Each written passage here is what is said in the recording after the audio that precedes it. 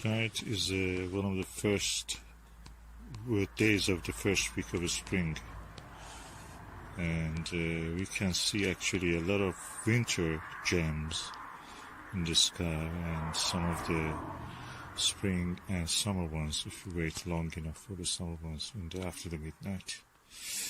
I'm using the Skywatcher Flextube 130p collapsible tube telescope. It's very nice. The only problem is that the position of the eyepiece holder is fixed. You cannot move it for a more convenient position.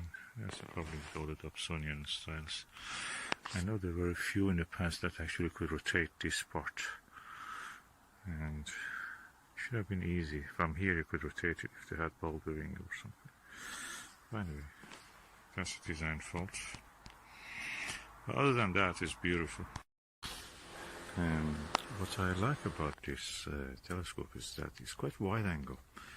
It's very easy to hold something like this mobile phone camera against the eyepiece. It's very convenient. It's rare to be able to do such a thing with the eyepiece. That easy. You just can hold it. I can take up to 2 seconds, no problem. The camera stays in problem. As any fault, it is because of my hand shaking, or practically not shaking even. When you breathe, your body moves, or you have to hold your breath if you want. That makes it really awkward, but I wish you had a facility that you could attach a camera to this. Other than that, it's really excellent telescope.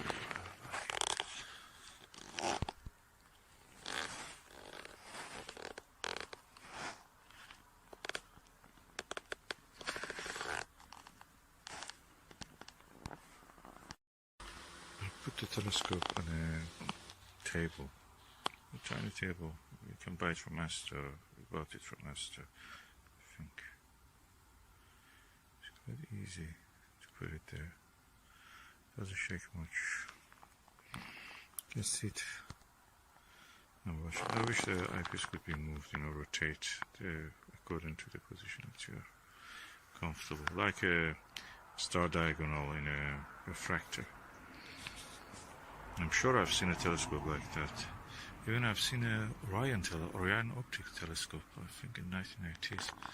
That actually, the position of the eyepiece always was stationary, no matter which direction you pointed it. The position was always stationary.